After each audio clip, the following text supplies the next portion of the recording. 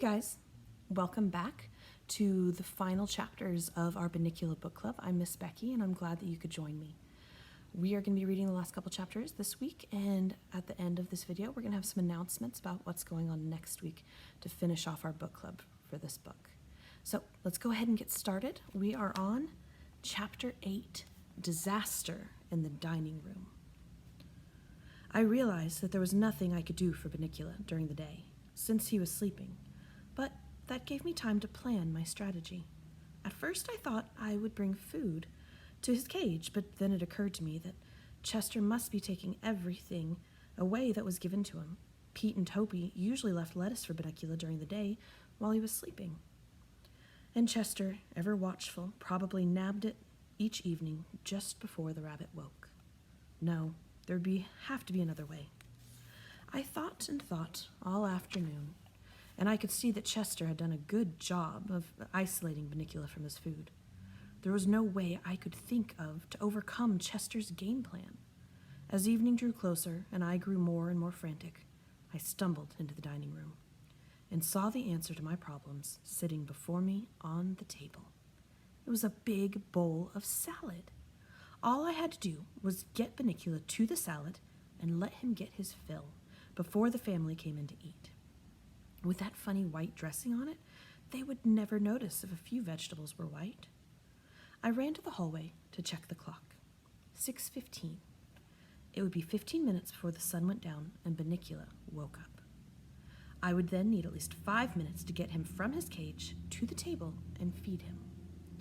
All I had to do was make sure no one came into the room until he had finished. I needed a good 20 minutes at least. I went back into the living room. Chester was asleep on his brown velvet chair, shedding in his sleep, still worn out from the previous night's activities. I checked upstairs. Toby was reading in his room, the last chapter of Treasure Island. I noted. Pete, who should have been doing his homework, was listening to records in his room. I ran down to the kitchen. "Hello, Harold," Mrs. Monroe said as I came through the door. "What's new?" "Other than a rabbit starving in the next room and an imminent attack on your salad bowl, nothing," I thought. I stood at her feet and panted. She scratched my head. This gave me a moment to check out how far she was in her cooking. "Sorry, Harold," she said. "I have to baste this chicken."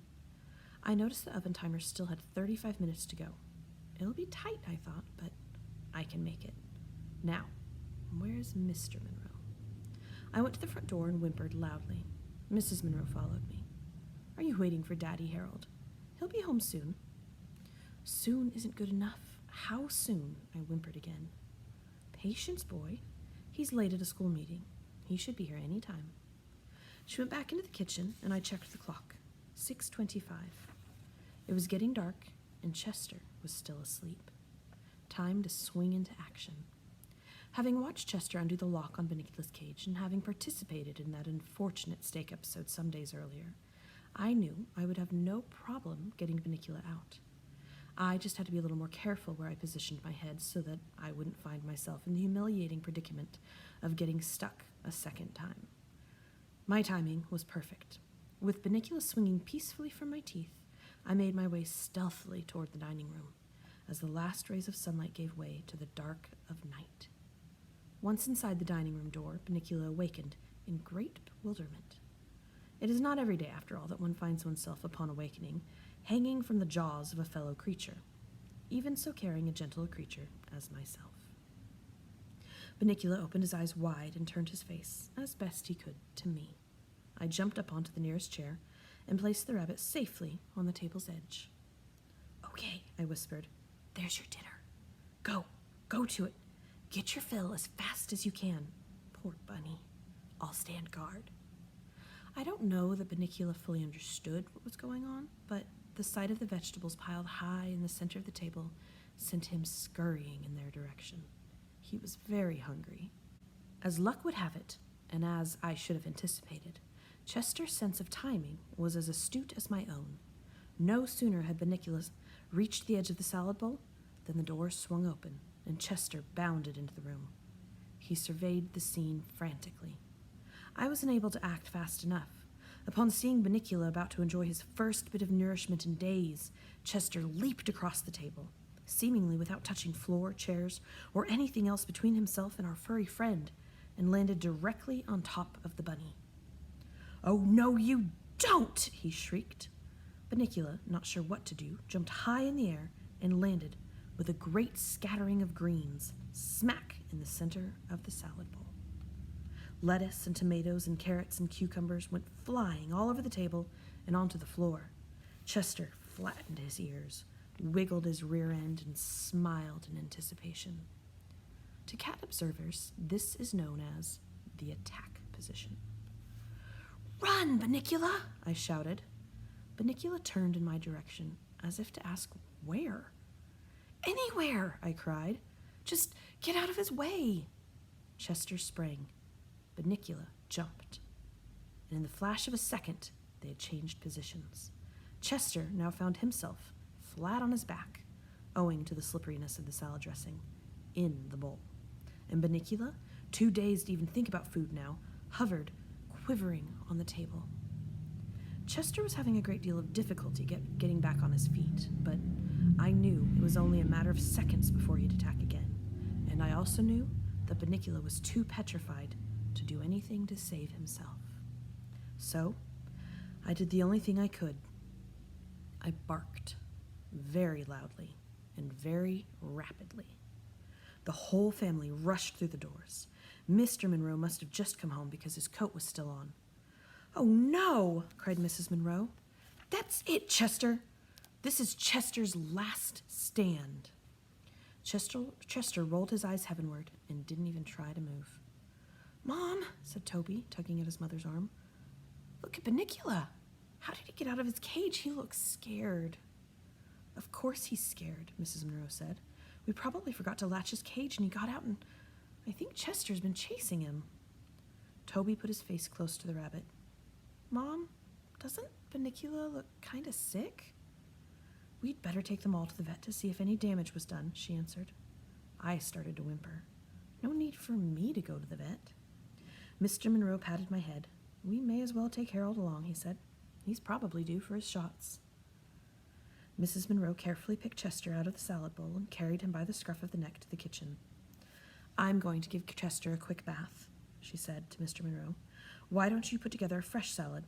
Toby, you and Peter put Bunnicula back in his cage and then clean up the table." I didn't stick around for an assignment. This was not the time to be in the way.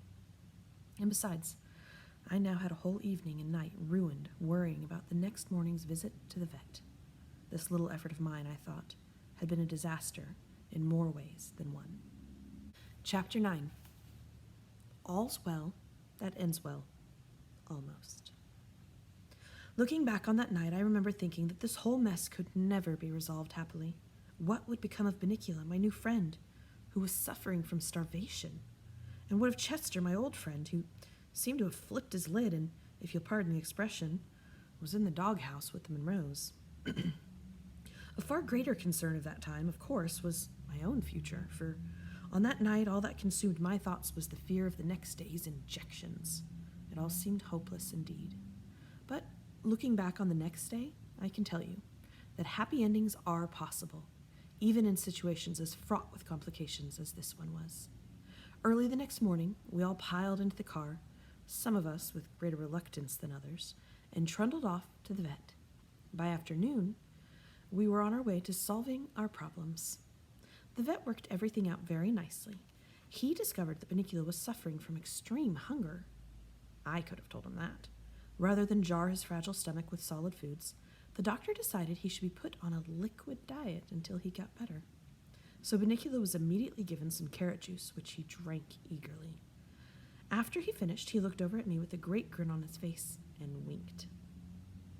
Chester was diagnosed as being emotionally overwrought. It was suggested that he start sessions with a cat psychiatrist to work out what the doctor called a case of sibling rivalry with Bunnicula. I asked Chester later what a sibling was, but he wasn't speaking to me, so I looked it up. It's like a brother or sister, and sibling rivalry means you are competing with your brother or sister for attention. I wasn't sure this was Chester's problem, but it sure explained a lot about Toby and Pete. As for me, well, I came out the best. Dr. Wasserman was all set to give me my shots when the nurse came in with my card. Wait, doctor, this dog doesn't need his shots yet. It's too soon. So I got a pat on the head and a doggy pop instead. These days, everything is back to normal in the Monroe household. Almost. Bunnicula liked his liquid diet so much that the Monroes have kept him on it. And oddly enough, there have been no problems with vegetables, mysteriously turning white since. Chester, of course, insists that this proves his theory. Obviously, Harold, the liquefied vegetables take the place of the vegetable juices, so Bunnicula has no need to go roaming anymore. Then he's not a vampire, I said. Nonsense. He's a vampire, all right, but he's a modern vampire. He gets his juices from a blender. Case closed, Sherlock? I queried. Case closed. Oh, Chester. Yes, Harold. What are those two funny marks on your neck? Chester jumped and I laughed. Very funny, he said as he began to bathe his tail. Very funny. The Monroes never knew anything of Chester's theory. They changed markets and to this day believe they were the victims of a curious vegetable blight. Bunnicula and I have become good friends. He still doesn't say anything, but he snuggles up next to me by the fireplace and we take long, cozy snoozes together. One night, I sang him a lullaby of the obscure dialect of his homeland, and he slept very peacefully. It was that night that cemented our friendship. Now, about Chester. I said that everything was back to normal, almost. Naturally, Chester is the almost. He has been seeing his psychiatrist, Dr. Verrucht Katz, twice a week for some time now.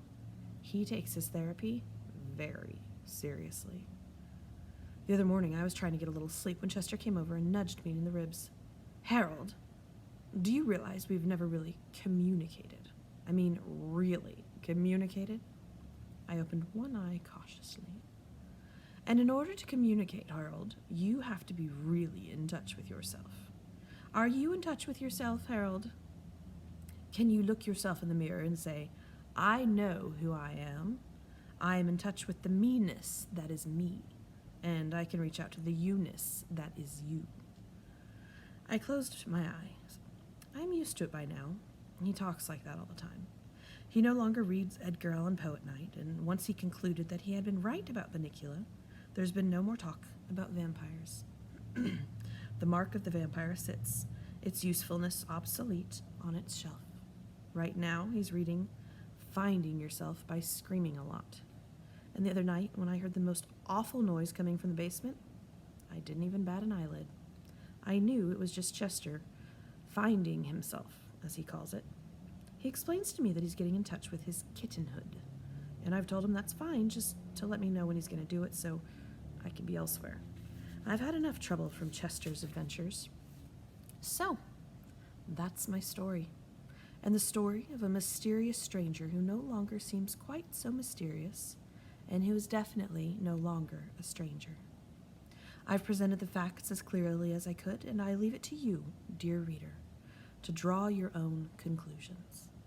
I must now bring this narrative to a close, since it is Friday night, Toby's night to stay up late and read, and I can hear the crinkling of cellophane. I can only hope it covers 2 chocolate cupcakes with cream filling. The end. That's the end of Bunnicula, which is, if you remember, only the first book in the series. So if you enjoyed it, be sure to check out it or any of the others here at the Joplin Public Library. So now we're going to talk about what we have going next week. At the end of your activity book, you will find an invitation with information about our next Zoom party.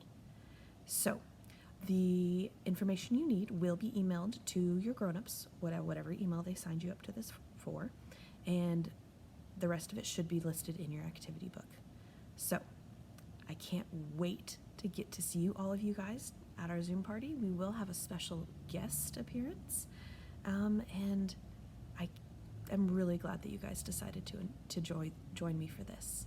So until next time, read lots and have fun. Bye, guys.